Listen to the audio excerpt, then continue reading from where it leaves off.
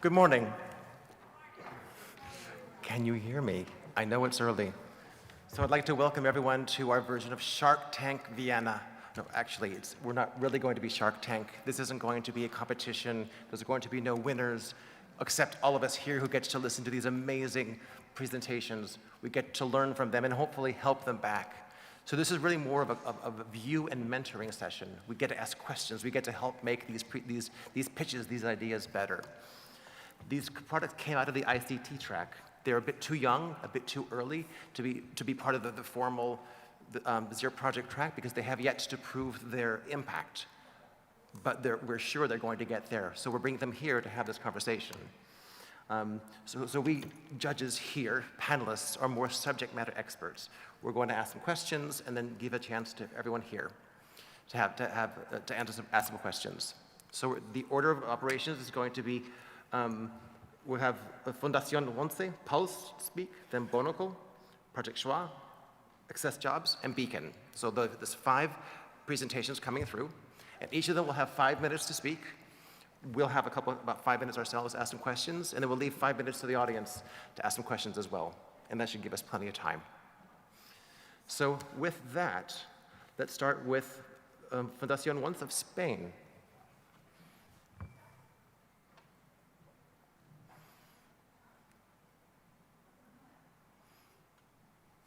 Hello, good morning. Good morning. We don't see you yet, but we can hear you. Here you are. Welcome. Okay. Well, thank you so much. My name is José Luis Borau. I'm the head of the Built Environment Accessibility Department Director.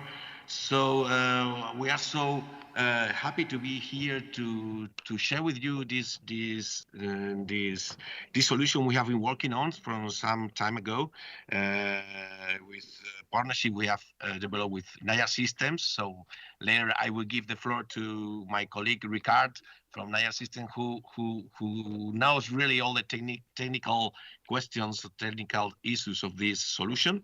And for us, it's great. For us, like Fundación 11, when I was reading in the program how this session is defined, is 5 high-tech startups that are working on solutions to improve the quality of life of people with disability. We love from to be considered as a startup on the foundation. We are not really a startup, but we love that you consider us as a startup to that we are working on solutions for people and to improve the quality of life of people with disability. So I was just only introducing our participation here from Spain in Fundación 11, and Ricard, the floor is yours to share with all the audience our solution Pulse, our virtual live operation panel.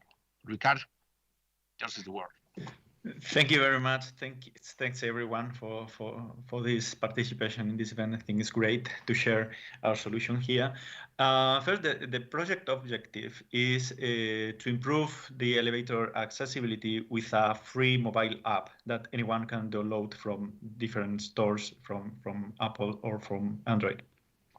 As of today, only 23% of buildings in Spain are fully accessible, and yet the elevators are not easy to operate for all users. We think Pulse is aligned with several SDGs. For example, it helps to avoid contact with the elevators, avoiding contagions. It introduces innovation and digitalization in private and public buildings. It makes the elevators more accessible for everyone, and is the result of the partnership of 3 organizations that have been working together to create this solution. Next slide, please. The 3 organizations, one is Fundación 11, who has been leading this project. It's a foundation for the cooperation and solidarity of the Spanish blind towards other groups of people with disabilities, improving their living conditions. We at Naya Systems are an engineering company focusing the Internet of Things, and FEDA is the 3rd organization in this group, in this collaboration. and they represented the elevator industry through companies and associations. Pulse, we aimed all the time to make it very simple, very easy to use. When a person comes to an elevator that has this solution implemented, they have different ways to identify that through a web location or a map. For example, in Google Maps, it can be located. We can use Navilens that are accessible QR codes to quickly find the application, or beacons. So all these ways to identify that an elevator has this solution implemented is possible. Next one, please. And then once the application is installed, the user has to open it. Then they have to choose the elevator. If there are several elevators in the same place, but they are connected between them, there only appears in the application one elevator, and with this single control, they can control any of them. Then the person has to indicate what floor to go, for example, the 4th floor. And once the elevator comes to the floor, that person can locate the elevator by sounds and go to that elevator. And once the person is inside, they only have to confirm in the application that she's inside. And then the elevator starts the trip. This is a universal solution. It's one single application for any brand of elevator. It works without the usage of internet. It uses Bluetooth for short range operation. It cannot be used from far places, so it's safer. And it works even under the ground. The application is fully accessible. It's compatible with reading assistants, voice assistants, and external keyboards. And we have been working very closely with Fundación 11, with specific test groups that has been very, very good to make a very easy and simple way to interact with the application for anyone. Next slide, please. For this solution to work, it requires to do some implementation of hardware devices in the elevator. One in the elevator car, next to the car operating panel, and other devices, each one of them in the landing operating panels, and they interact with the application using Bluetooth. Next one, please. As I said, we have done very successful pilot tests in very different locations, like Fundación 11, for example, that is being used every day, different town halls and private properties. We are getting, or we have been getting user feedbacks from very specific users, and we have a very stable and mature solution right now. That, in fact, we have started implementing it commercially. Next one, please. One key differentiator, we know that different brands are working in offering not contactless or no touch solutions. One of our key differentiators here is that we offer with a free application accessibility for any elevator regardless of the brand. So that user doesn't need to know what brand is the elevator before using the app. It works with all of them. And regarding our penetration strategy, we're working with direct channel with the elevator companies, with public institutions, city halls, public facilities, transports, and we are looking for institutional and public support to make this a full reality.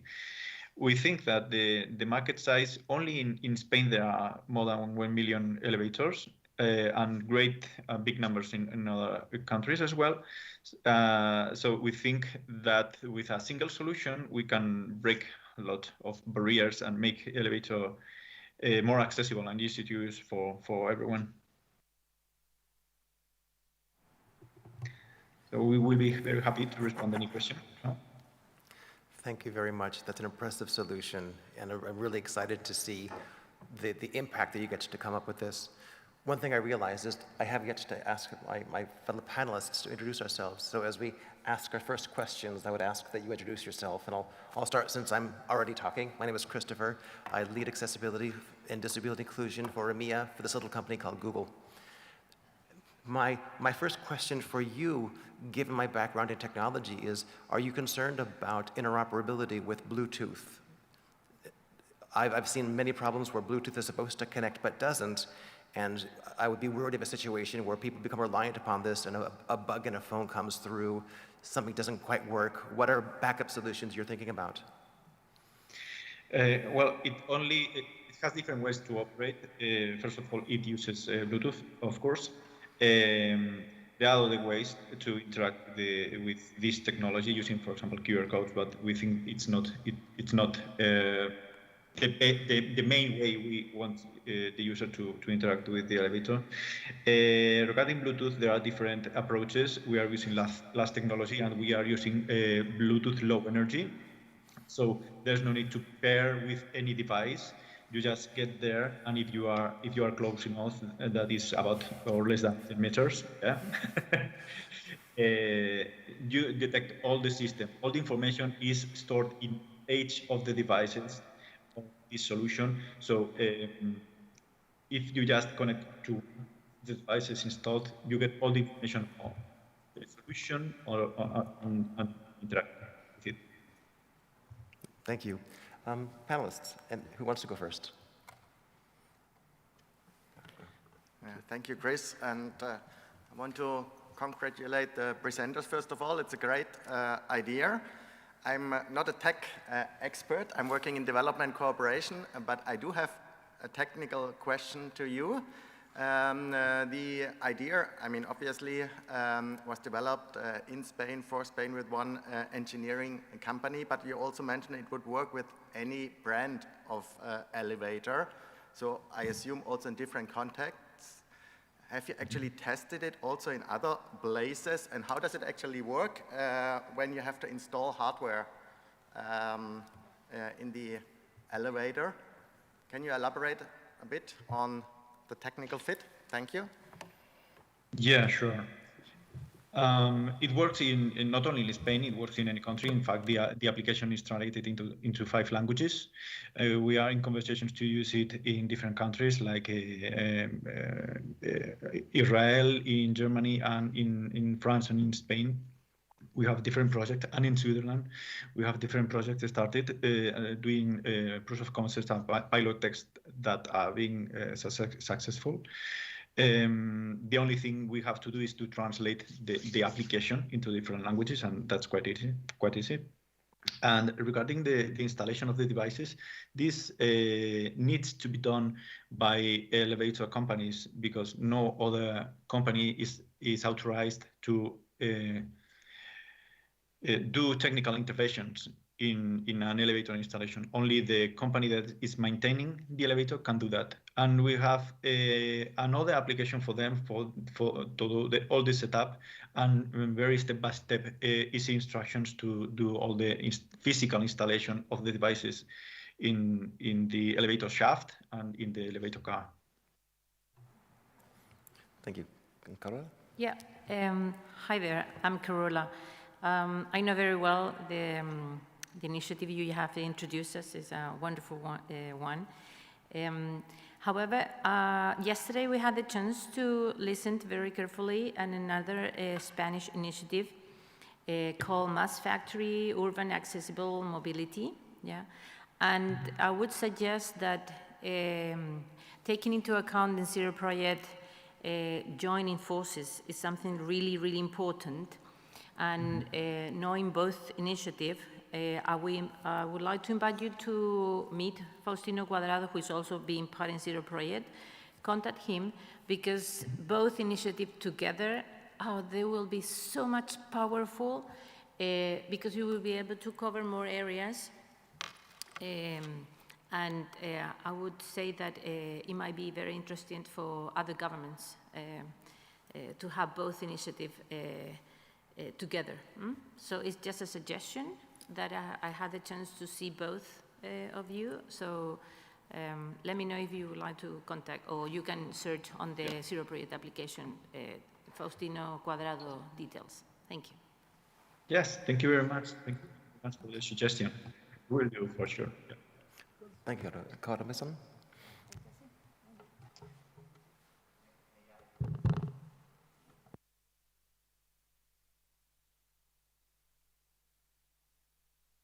Carl-Mason, please. Okay, thank you very much. My name is Masahito Kawamori. I'm the Accessibility and Digital Health Rapporteur of the International Telecommunication Union.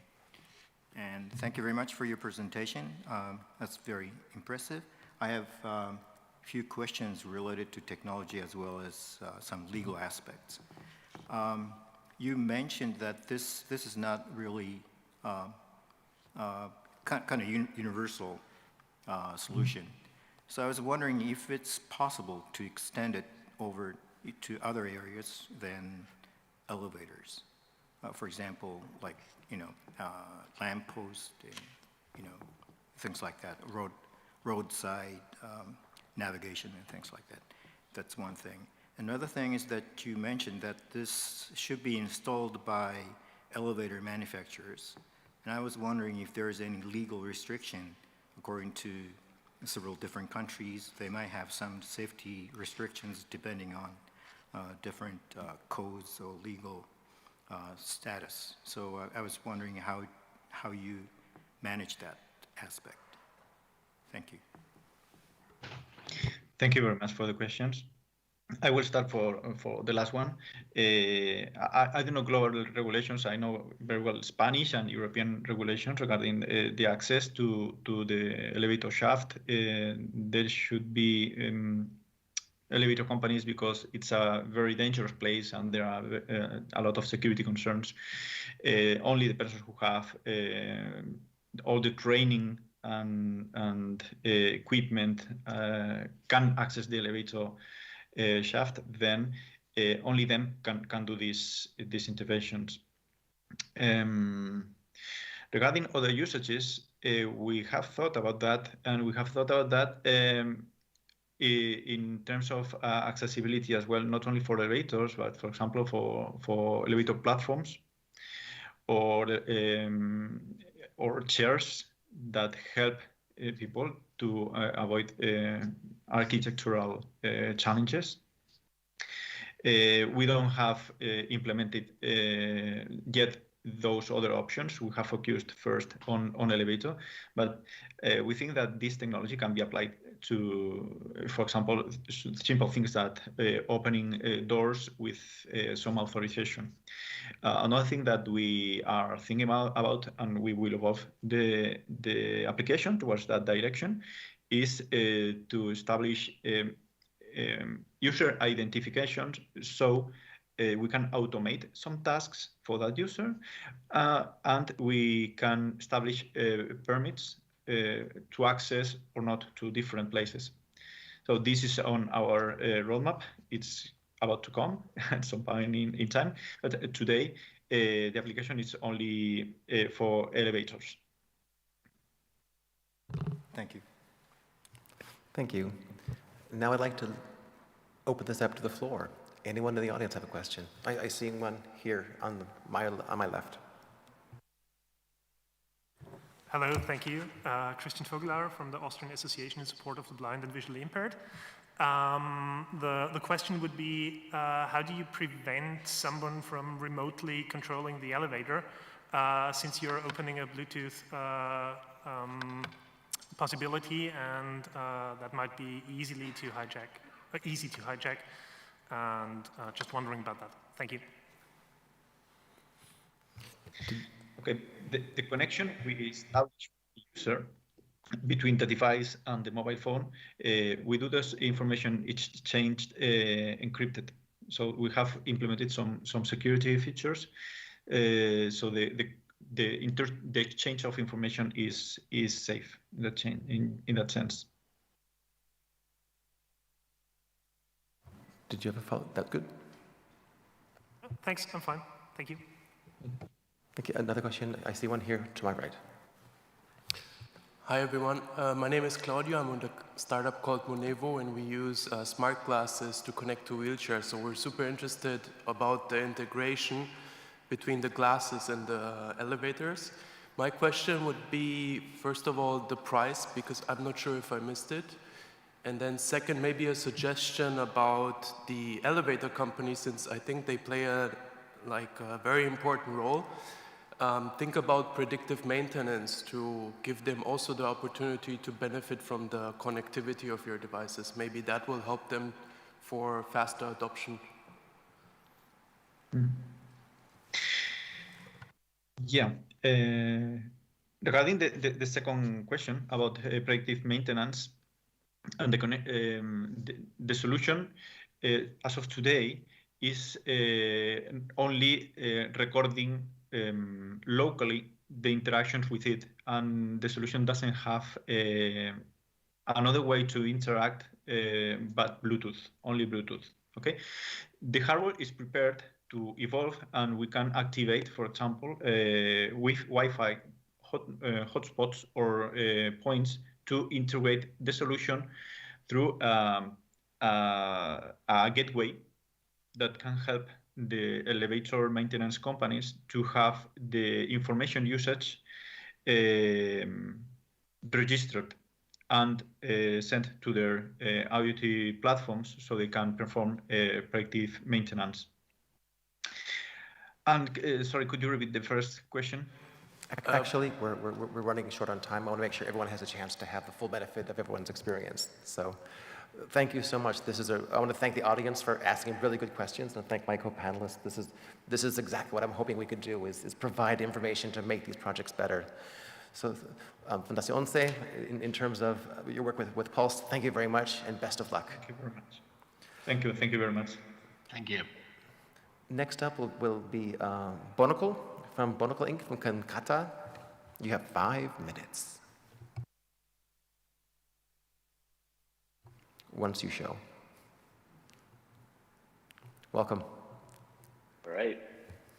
Hello, everyone. Good morning, or maybe, yeah, good morning. It's good afternoon here. My name is Ramy Soliman. I'm the co-founder of Bonocle, and I'll be introducing to you our solution, Bonocle, and show you how we used one Braille cell to create endless applications and possibilities. Just please let me know if my connection is cutting off or anything. I can repeat something if I need to. So we started Bonocle around 5 years ago, back in university. My co-founder, Ali, he had a car accident and broke his hand. He had to join the special needs center to get support writing his assignments. And it was only then that we met another blind student for the first time in our life. In our 22 year-long lives, we've met and spoke with a blind person. And what shocked us even more is that while we complained about how much studying we had to do, they complained about how hard it was to get access to their study material. They were segregated from the beginning without the tools to excel. And we've been working on Bonocle ever since. Next slide, please. So Bonocle is a Braille entertainment platform that contains one highly refreshable Braille cell. And this makes the device very affordable and portable compared to existing technologies. It's also packed with sensors and technology that allow us to have complete freedom in the applications that you can use with it. Next slide, please. So how does Bonocle work? It connects Bluetooth and allows you to use applications in 3 categories. We have productivity, education, and my personal favorite, games. Our value lies in our software because during our conversations with our customers, they're requesting applications that range from measuring objects to navigating Excel sheets, counting, fishing, interactive storytelling, and so many more. And we utilize one cell to not only convey text, but directions, obstacles, and entire environments. And you're able to navigate all of this horizontally and vertically, unlike current solutions, and using a combination of all the senses that we use, like audio, Braille, vibrations, motion, provides a truly immersive experience. Next slide, please. Bonocle can also be used for education. A blind student can learn Braille or otherwise on their own, with their parent, with a friend or colleague. And it acts as a personal tutor, explaining to you the representation of each Braille character to learn the alphabet. Parents can also use Bonocle as a tool to communicate with their blind children by helping them learn and playing with them. It can also be used in class, where, let's say, for example, a teacher will be able to use Bonocle or they would be able to use a smart device to broadcast letters, words, sentences, or equations onto Bonocle for more streamlined and easy learning. And more importantly, during this pandemic, it can also be used to connect the students to their teachers virtually, so they can continue their learning in the safety of their homes. Next slide, please. When it came to gaming, before we started thinking about gaming, we thought, how can we promote Braille learning and encourage people to learn? And then we thought, why not game in Braille? So all our games utilize multiple senses compared to existing audio games. It helps blind people improve their finger sensitivity in kind of like a fun way. It will include, so all our games are playable by both blind and sighted people, and some of them can even compete against each other in an equally competitive game. One of our main games is an endless runner, kind of like Subway Surfer. And we try to create art that will resonate with the blind community. So for example, Bo, which is the dog, our main character that you see on screen, is a robotic guide dog trying to prove his skills in like these crazy obstacle courses. And it's all about having fun in the end. Next slide, please. So far, we've been piloting Bonocle in 2 schools in the US and Qatar, and we have access to over 300 students, and we have 20 blind assistive technology experts testing our software. We've also gotten interest from 12 different suppliers in 9 different countries with access to around 150,000 customers.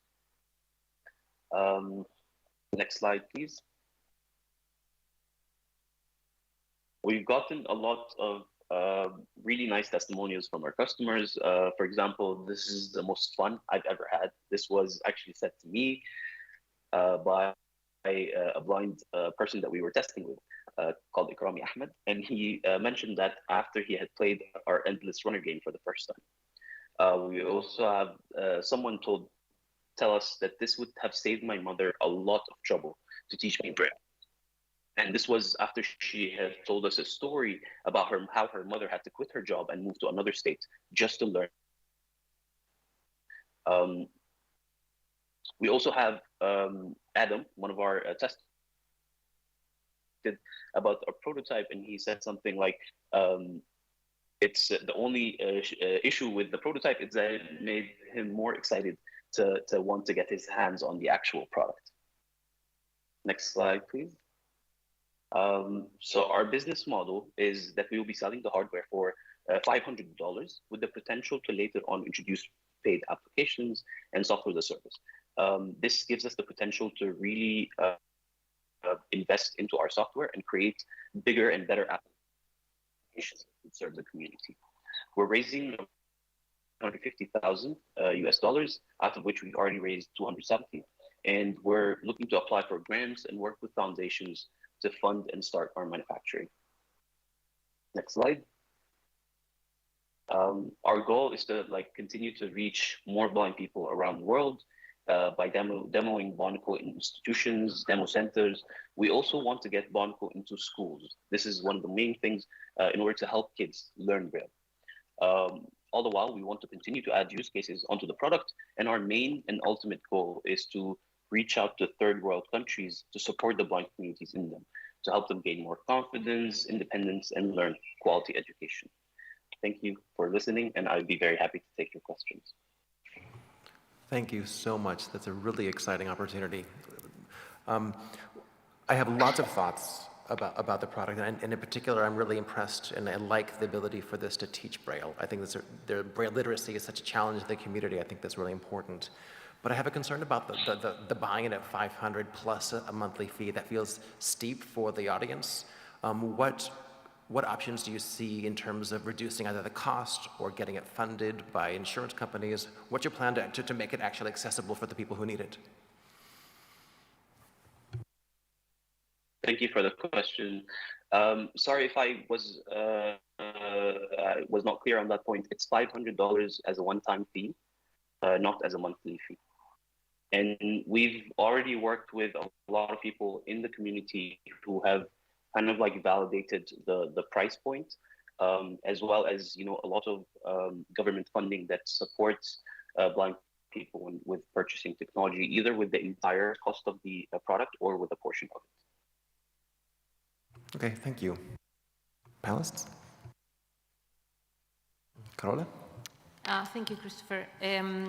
Yeah, I would like to continue more in depth, Christopher, what he has mentioned. I'm coming from a third country. I'm coming from Chile, and governments usually they don't have enough funding. It happened to us as an NGO. So I would suggest you, if you would like to add countries like ours, to analyze a simple version, much more cheaper, because funding will not come from government, but will come for the blind people who really need them. So I would mention as a suggestion in terms that if your strategies go to third countries in the next future. Thank you. Thank you so much for the suggestion. And this is definitely something that we are working on. Like I mentioned, our ultimate goal in the end is to reach countries like yours in the third world countries, which we would try to implement a different strategy. And we're starting out with price points because we've already met a big number of people who would help us validate the product, help us test the product, make sure everything serves the community as we intended to, and we'll definitely be looking into other types or other implementation.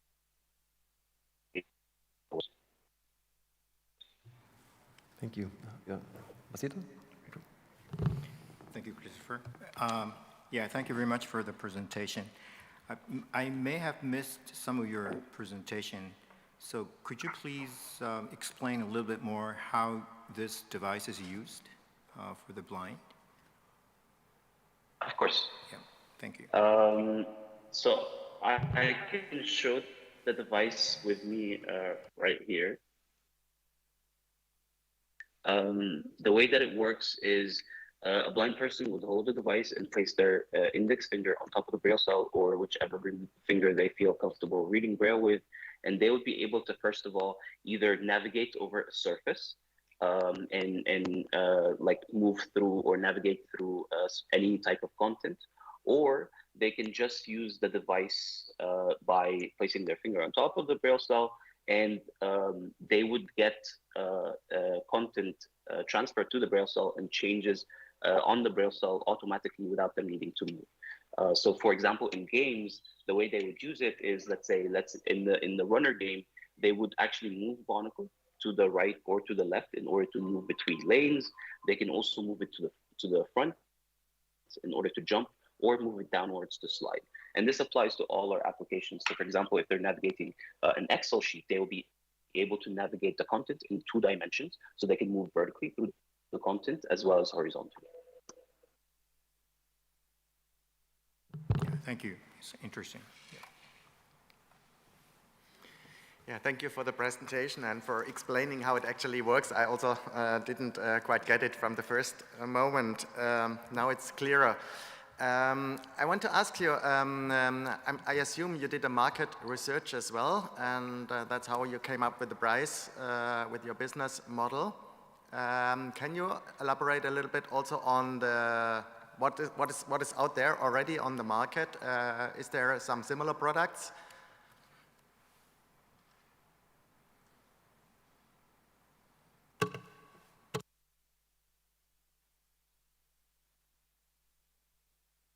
keyboard-shaped products, and they have a line of braille cells. This is usually used to read content. It can connect to your smart devices as well, or it can like relay content stored onto the device itself. There are other products which support Braille. For example, there's a new smartwatch that supports Braille. There are also audio. Now, audio fits very strongly within the type of products that people would use alternative to Bonocle. There are audio games, for example. There are also obviously voice to speech on current smart devices, which is something that we're not shying, or we're not trying to compete with, but we're trying to add a layer on top of it in order to enhance the experience of a blind person. What's interesting to me is the opportunity to sort of explore by touch of digital information. I think that's really fascinating. Over the question up to the Brain Trust in the audience. What are your questions? To my right. Yeah, good morning. Thank you. This is Edward Winter from World Vision. A question around, could you explain if it can be used to actually produce, to help writing in Braille, whether that can be transferred? And could you say a little bit more about the, how it's teaching Braille as well, those two things? Thank you.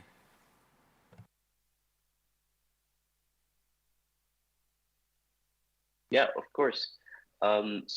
Regarding your first question, we have been exploring with our users the potential to use Bonocle in order to input, not just get output. And we're exploring with different types of gestures with the device, as well as combination buttons, in order to have like the optimum writing or input experience, which is something that we're still exploring. We don't yet have a set in stone kind of way in order to input content onto your smart devices. The second question. For example, one of our applications just has a grid of all the alphabetic letters, and the user would be able to access one of them, one of the letters, for example. Let's say he accesses the letter B.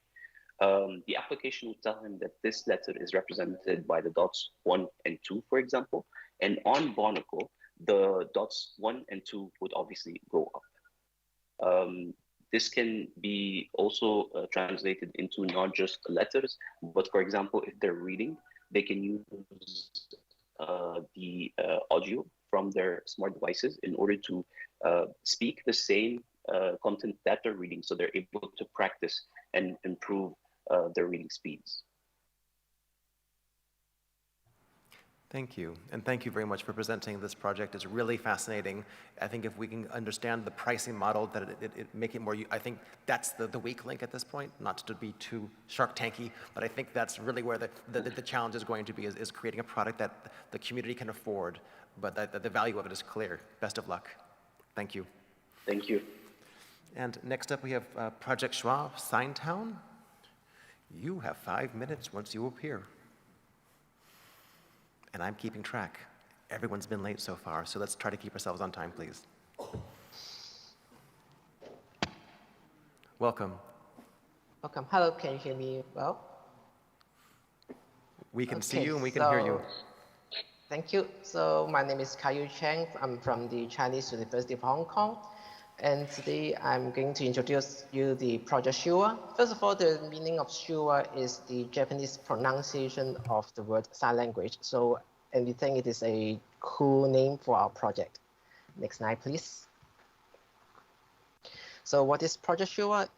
In short, it is a project that we want to advance the technology of sign language detection.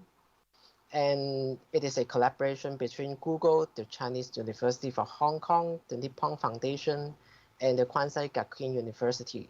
We work with native signers and deaf communities and sign language linguists to try to make sure our thing that we developed is useful. Next slide, please. So let me first introduce you some background of sign language. First of all, sign language is not a universal language, and each country has their own sign language, and each sign language has their own signs and their grammars. And in linguistically speaking, sign language is equal to spoken language. And most importantly, in sign language, not only the hand movements, other gestural information such as the body motion, head movements, facial expressions, mouthing, mouth gestures are all very important in sign language grammar. Next slide, please. And in previous models of sign language detection, because it may be lacked of some linguistic analysis, so they may only focus on one or two of the features of sign language. So for example, if they just have the digital gloves on their hands without capturing the face or the body motion, the sign interpreted may be inaccurate. Next slide, please. So in our project, we are trying to use different AI models to capture the facial expressions, the body motions, and the hand movements in the computer. And most importantly, we are trying to do it with an ordinary webcam instead of using a lot of different advanced technology devices. Next slide, please. So our project has different stages. And the first stage, we have developed an online game called Sign Town, which in this town, we will ask the users to try to follow the signs they have learned, and we will have some feedbacks and progress of the games by the accuracy of the signs of the users are playing. And this is already launched. It's already launched last year, and you may try it on sign.town. You may just get the URL sign.town, and you can try this yourself. But this game only works on laptop computers and desktop computers at this stage. We are working on moving it to mobile device in the next stage. In this game, we will teach Tongan Sign Language and Japanese Sign Language, as well as deaf culture. It will introduce these things to ordinary users to make sign language more popular. And the other thing of this stage, the product of the first stage, is that we have open sourced everything that we have developed into GitHub, so that every technical person in the world can use our toolkit to develop their own sign detection or motion detection software or systems. Next slide, please. And the next stage that we are going to develop is a sign dictionary. And we are working now, and we plan to launch it in September this year. And in this time, then we will develop a comprehensive dictionary that will include as much sign language that we can work with. And in this dictionary, people looking for signs will not only just typing the English word and give me back the video clip, but they can actually sign in front of the camera, and they will know the meaning of the sign. Also, we are working on exploring the technical feasibility to recognize sign sentences, because in sign language sentences may not be necessarily a sequence of sign language as single signs. There may be different signs happening simultaneously. For example, the left hand be having one meaning, and the right hand anything on the other meanings. And the direction of the signs is also have their own meanings, and the rhythm is also important. So we are working on how we can interpret the sign language sentences in coming phases. Next slide, please. So this we have put two URLs on the page, so you can try to play with the sign town and know more about our project. Thank you so much. Thank you very much, and also thank you for being on time. You were the best one yet. Because you gave me extra time, I'm going to ask two questions. But first, I want to give you a huge shout out for sharing in the open source community your work. I think it's really important that we all be able to build off of each other, so thank you for that. Coming from Google, I'm going to ask you a really nerdy question. Given your work in terms of visualization, have you worked, things seem to work fine for the X and Y planes. How about Z depth and occlusion? Are you having any challenges, or what challenges do you foresee having when it comes to occlusion or Z depth, like in American Sign Language, things like this matter, who you're going to share with. For example, I want to help you. Have you experimented with this kind of motion, and what are your results, and how does it work? In fact, I'm not a very technical kind, but I can sorry, okay. I can see some here from myself. Sorry about that. Okay, sorry. Thank you so much. So this in the C plane, then what we have figured that we can now. I think the accuracy rate is quite good in C plane, because we are not only detecting the hands, we also detecting all the whole body part. So we can get the joints, the coordinates of your arms and shoulders to get the C plane information. But for the signs that we have having difficulties, that for example in the sign like tram in Hong Kong Sign Language, we are doing like this. One of the hand is hidden by the other hand. This is what we are having difficulties in working on it. And the other thing is we have having difficulties the direction of the sign of the agreement verbs, like help is like this, and in ASL, but if I help you is like this, you help me is like this, but it virtually is unlimited info direction of using the help. So we are having difficulties in collecting the training data for the sign help, for example, or give in Hong Kong Sign Language. I have it virtually indefinite possibilities of give in this sign. So we are working on this too. It's really a great challenge. Well done. Who would like to go first?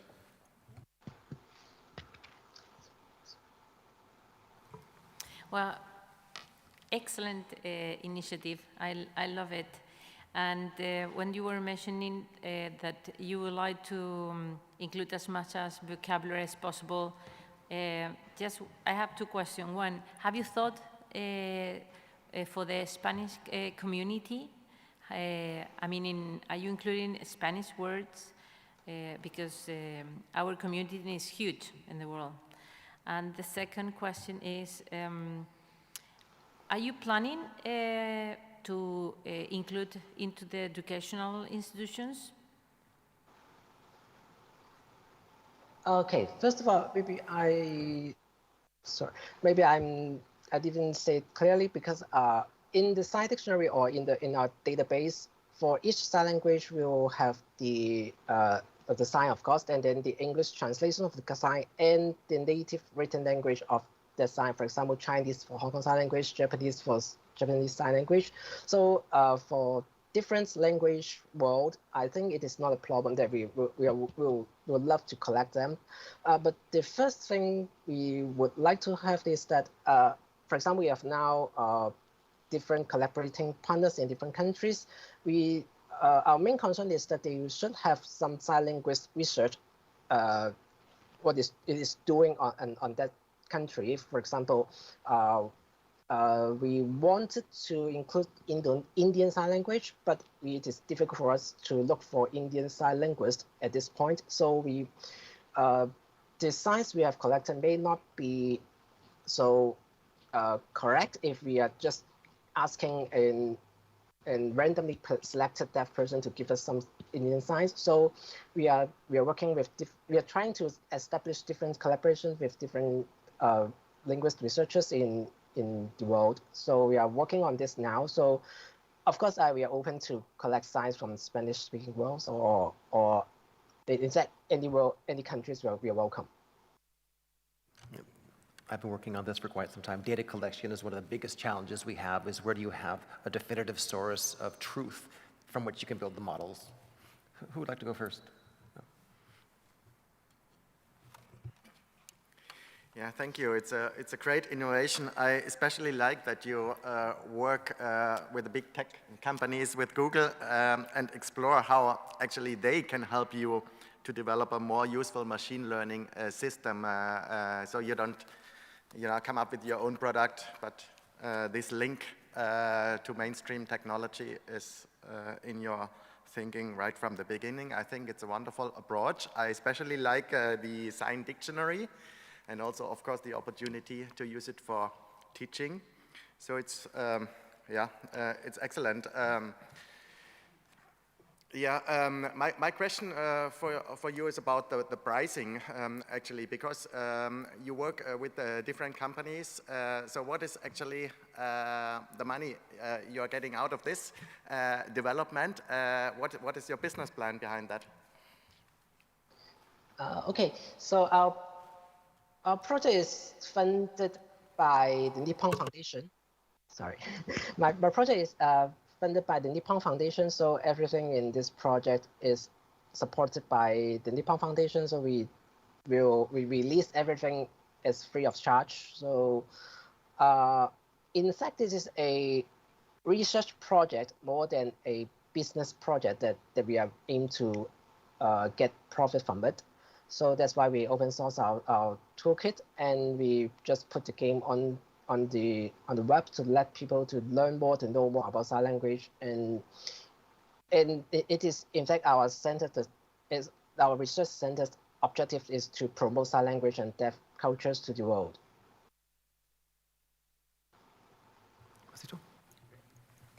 Thank you, Christopher. Thank you very much for your presentation. That's a very interesting and important project, I believe. I have a few questions, if I may. One is, first of all, is the sign language dictionary related in any way to the recognition of sign language? And so, for example, you can use the dictionary to recognize, or if you have more words in the dictionary, then you can recognize more words, or something like that. It's the inner relationship between those two components. Another question is, do you have any sort of like grammar so that you can use the recognition process in a generation process, for example, so that if you have this kind of grammar for Hong Kong sign language and Japanese sign language, then you can use the grammar for Spanish, for example, with some kind of modifications. That there are two questions. Thank you. Okay, thank you. So for the first question, in our sign language dictionary, we plan to first we have collected from our research. We know the mostly used signs for, say, like the first 100 mostly used signs that maybe occupy about 60% of the daily composition in sign language. We will use that as a base of size of single signs and put it in the dictionary. And of course, we will have another platform that allows deaf people or users to provide to submit their signs for us. But of course, we will have some sign language experts to verify the meaning of the signs, or the signing is correct or not. And then we will put it back into our database to make the dictionary bigger and bigger. And for the grammar part, what I can say is that we are not using the Hong Kong Sign Language grammar or Japanese Sign Language grammar and modified for the say like ASL grammar, because different sign language has very different sign language grammar. But we will use the technology of recognizing the movement of the signs, or the transitional movement between single signs, or how two signs are signed simultaneously with two hands, or how there is some kind of classifier signs, which is I use a symbol to represent something, and or maybe I can work it. Sorry, I can do a very simple demonstration to show what is classifier signs, and the grammar of sign language it is. For example, in Hong Kong Sign Language, a man is like this, a woman is like this. So if a man chasing a woman, then this in sign language will be a man, and then this is a sign for the man, a woman, and then this is a sign for a woman, and then they just go away. And you can see, and this represents a man chasing a woman. So in different sign language, they have something like this. This is called a classifier signs, and they may be using different hand shapes for men, or different hand shapes for women, or different signs for men or women. But basically, they have this kind of structure. And what we are doing now is how to recognize this kind of structure and to distinguish between whether it's a lexical sign or a single sign or it is a classifier sign, and how to make it into a sentence recognition. And if we have this kind of recognition model, then I think we can put it into different sign languages. I hope I can answer your question. Thank you. We have time for one question in the audience. Well, I said the red first. Please. Thank you. My question's actually for Chris Patko. When I think about Google Translate and I want to go in from English to French, I just use Google Translate. So is Google thinking that you will have Google Translate for all the different sign languages? And if so, is it up to the disability community to develop things independently like he's doing through the Nippon Foundation? Or does Google have an obligation or an interest to develop it itself so that you can do Google Translate for all the different forms of sign language? Let's take this question out here. I'd like to keep this focused for the sake of the community, but let's do talk outside, please. One question, front left, with a scarf. Okay. Hello, I'm Kathy Johnson from St. Cloud State University. Good to see you again, my friend from Hong Kong. My question is for you, is the Chinese Sign Language that has just been standardized at Beijing Normal University, but of getting the Chinese Sign Language into your database and system. So I'd like to invite you to come to my university as a visiting scholar. We can work on that together. What you're doing is amazing. And up until now, the deaf community has been so frustrated because it's only been the hands, and you're doing the integration with the visual representation. So you're taking it to that next level that is really exciting to see. So I guess it's more of an invitation to come to our university rather than a question. Kudos. Thank you. Thank you. Thank you. Well, I think that's good enough. Thank you very much. And that we will talk after this. So thank you very much. Congratulations on this is wonderful progress, and please continue updating GitHub. I can't wait to see what you do next. Thank you. Thank you. Next up is Fundación 11 again with Access Jobs. Hi everyone. Good morning. My name is Jesica Rivero. I'm R&D project manager in Inserta Innovación, and I'm going to introduce you to Access Job, a video conferencing tool that we are developing at Inserta Innovación in Spain, which aims to make meetings accessible to everyone. Access Job emerged as a key project within Inserta Innovación since our main objective is to develop innovative technological solutions for the inclusion of people with disabilities. This objective is fully aligned with the mission of Fundación 11, to which Inserta Innovación belongs, and which aims to achieve equal opportunities and non-discrimination of people with disabilities. So next slide. Okay. People with disability have always had problems taking part in online meetings, but also in person. For example, 350 million people in the world cannot follow meetings due to the lack of subtitles or because it is not possible to perform adequate lip reading. Or, for example, people with visual impairment cannot adequately follow meetings when a PowerPoint is presented, as in this case, or when a screen is shared. Or, for example, 9% of people with disabilities in Spain has some intellectual or development disabilities that make very difficult for them to use video conferencing tools because they are not usable.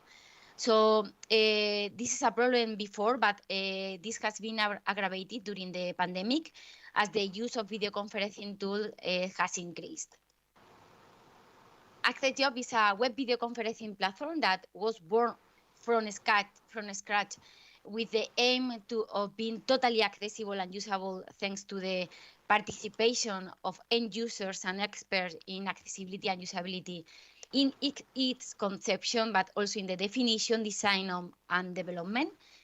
And to achieve this, Access Job is prepared to transmit and collect information in a multi-channel manner: voice, text, images, touch, etc. It is created to be used independently from other video conferencing tools, but it is open to its integration with other existing ones. It is a web tool but it meets the responsive criteria, so it adapts perfectly to any screen size, including mobile phones. And to guarantee its accessibility and usability, the team includes experts in both files, and there is a panel of end users with whom each iteration is tested. Together with this, periodic accessibility audits are carried out to comply with the accessibility standards. Thanks to all this, a tool has been achieved that tries to cover all the needs reported by users. For example, customization of the appearance of subtitles, the colors, identification of speakers, font size, etc., and also its position in the screen. It is compatible with support technology, screen reader, high contrast, magnifiers, etc. It is possible to do zoom in video signals to facilitate lip reading and meeting participation of visually impaired people. And it provides image recognition. So this make a processing of the screen when a presentation is done, giving a description to the user of images, graphs, and also providing access to screen readers to the text in the slides. There is also automatic simplification text based on easy-to-read rules in subtitle and transcriptions, and among others. Okay. So what is the current state of Access Job? Currently, the platform already allows meeting to be held through it and incorporates the typical functionality of the rest of platform. This is calling and scheduling meetings. But in addition to that, it allows you to view the meeting that has already ended, as well as display subtitles in real time, but also after the meeting ends. Along with this, Access Job already has image recognition and a first version of the text simplifier. All this functionality has been identified, designed, and refined through 2 workshops with a usability and accessibility expert, independent of the project. And in addition to that, several iterations have been made with a total of 82 end users with different disabilities: visual, auditory, mobility, and intellectual and developmental. And these users have given Access Job a final grade of 9/10. And they made very interesting comments such as, well, when can I start using it? Or I find it incredible that I can follow the slide like the rest, including graphs.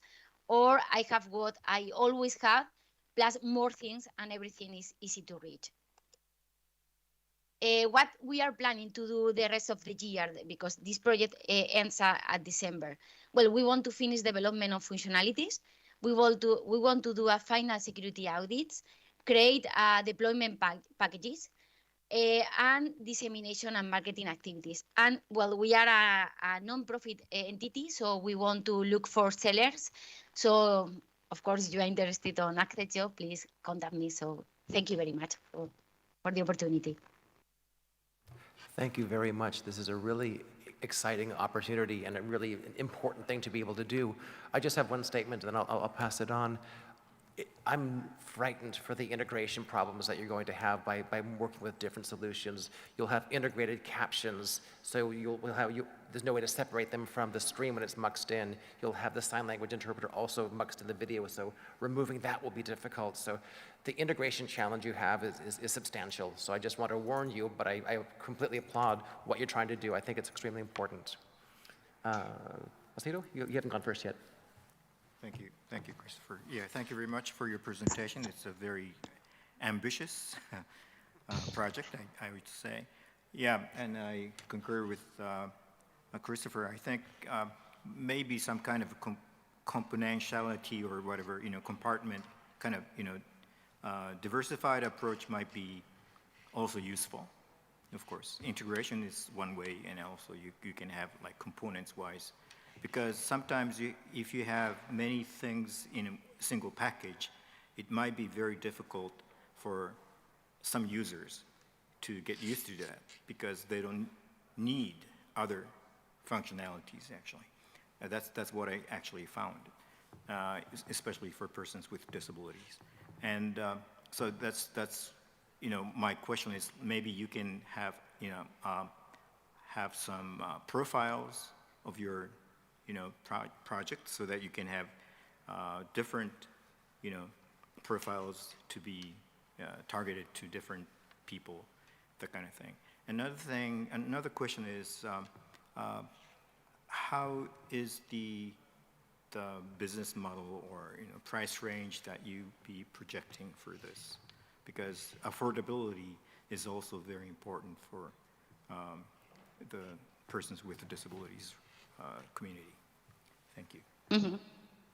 Okay, with respect to the first question, when you enter to the platform, you can, the appearance of the platform is like the one that we are using now. Well, the people that is online.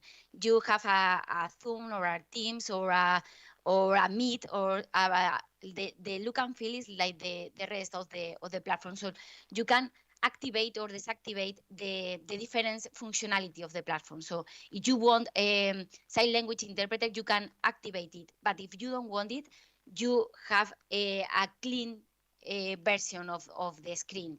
Or the same with the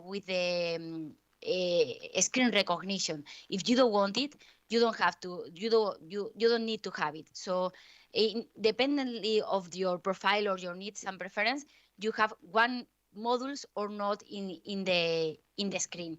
And of course, it's a challenge to have all together in the same screen, because there are a lot of things. But and that is the reason why we have expert in usability in the team, because it's very difficult to put all the things in the platform, and that's why we have iterative tests with end users to refine all these appearance of the platform. We are nowadays in one of these iterations, and the evaluation is great. So they find the platform easy to use and very clear, because we have studied a lot of where put all the things. With respect to the second question, we want to plan in this year the market model, because we have to think a lot about that.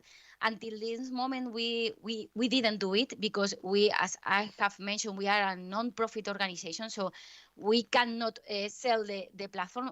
It's true that we have been in contact with other companies that are interested on selling the access job, and they find that we could have different versions, one free with a limited functionality, and other with a price for companies that can have a license or something like that.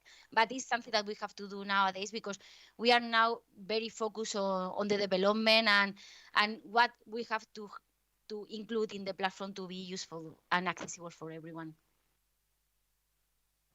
Thank you. Question, Joe? Yeah, thank you very much for this interesting presentation. I would like to ask you whether you have explored to link up with the mainstream conference tool providers here. What is the result of your investigation? Whether this or some of the features you presented could be integrated actually in the main tools we are all using. Well, it's true that this project started 1 year ago, and at that moment, it's true that they don't include a lot of things about accessibility, but it's true that every month they incorporate more things. For example, they have the subtitle nowadays, the automatic subtitle works very, very good nowadays. But they, for example, the part of image recognition of graphs or something like that is something that we don't find in any platform. But dependent of the platform, you can find one thing, but not others. So we have a table very big of comparison, with a comparison of all the platform in the market. And we try to cover the different gaps or the different things that they don't have in it. But the part of recognition is something that they don't have. And for example, the distribution of the components in in the screen, they have a lot of problem overall for the people with intellectual disabilities. It's something that they feel very frustrated when they use, for example, Teams or Zoom. It's very frustrating for them. It seems to me there's an opportunity for a specification of sort of the a la carte streams. You'll have a stream text stream, you'll have a caption stream, you'll have the main video stream, and then people can mix and match themselves. Such a thing doesn't exist now, but I see that as a potential way of solving this problem in the future. But then we'd have to have core specifications to need to be developed. But it's possible, and that would make this much easier for everybody. Time for one question. Time for one question in the audience. Please. I have a question about getting people to use the technology. In the United States, we have captioning on all these different kinds of meeting platforms, but because of the way the law works for privacy, people have to actually turn it on when the meeting starts, and they're not turning it on in the majority of cases. So do you have a similar law that causes it to be where people have to set up the technology? Do you have any problems getting people to use the technology? What's your process for not only developing the technology, but getting people to use it? Well, the idea, the scope of the project is to be used in the, sorry, I'm hearing myself. Would you turn your microphone off, please? She asked the question. Thank you. Okay, thank you. Well, the scope of the project is to be used at work. So that is the first scope of the project. So in that environment, the people wants to use it because we have to use it. Is the thing. But with respect to in the daily life of people, we have asked them, and they feel that this could solve problems of communication, for example, in the doctor or in other places. So the response that we are obtaining in Spain is true that we have done the test in Spain, is that they would like to use it. So it's not a barrier. And after the pandemic situation, overall here in Spain, all the people is very want to use the technology because it's a way to break the barriers that they have of communication. So we don't find any kind of problem of to use the technology. So I don't know if I have answered your question. Yes, thank you. Okay. Jessica, thank you very much for the presentation. Thank you very much for answering the questions. Best of luck with this ambitious project. I hope it's successful. Thank you very much. And next up, our final guest is Beacon. You're welcome to join us. Unfortunately, despite my best efforts, we are running a little slow on time, so I'm going to limit the questions to make sure we have time for the next guests to come out. Okay, so good morning, everyone. Very happy to be here. I will be presenting the Beacon, which is an outdoor orientation and mobility solution for the blind and visually impaired. Orientation and mobility are one of the major challenges for this group of people to handle.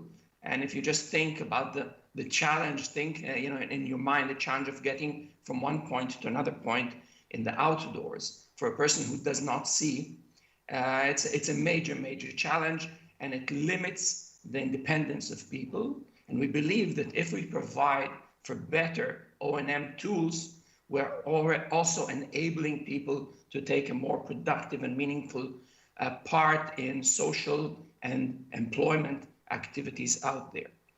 Unfortunately, to this day, the two tools that are being used for O&M are the white cane and the guide dog. There are no major other solutions that are provided, and these solutions have been around for decades and decades. So there's been a real gap that developed between the advance of technology in general and that has been directed towards the world of O&M. So if you can move please to the next slide, we are presenting the Beacon. And the Beacon is a discrete, wearable, and autonomous electronic device that is comprised of a multitude of technologies and disciplines. And if we just want to take that and give it a certain analogy, just to put it in context, think about GPS navigation, especially that for the pedestrian. And on the other side, autonomous vehicles. So if you think about the concept of autonomous vehicles on the one hand, and on the other hand, the concept of GPS navigation, that would probably bring us to the understanding of what it is we're doing. And if we can move to the next slide, you'll see that the beacon basically has two modules, two functionalities, dual functionalities. The first one is to plan the most accessible route for the blind and vision impaired between point A and point B. The route that would be planned by conventional GPS systems available out there are not suited for the use of the people with vision impairment and blindness. The elements that need to be taken into consideration are different. And what we do here is we take, on the one hand, we take available geo information. On the other hand, we take the very specific needs of these populations and we run them in the algorithms so that the route suggested would be the most accessible route specifically for this group of people. The second module, still back in the previous slide, the second module is the one that directs the user how to proceed in order to circumvent obstacles and avoid dangers. So basically, we have a wearable unit that conveys to the user how to proceed step by step in order to circumvent obstacles and avoid dangers. Let's say, in general, we can say functionality of a guide dog, only without the guide dog. So between the two, these are two unique modules. They can be used together, they can be used separately, but the goal is the same goal, which is enabling people, blind and visually impaired people, to get to their location and to get there safely. Now we can move to the next slide. The market. The total market of BVI, blind and visually impaired, is estimated at about 265 million.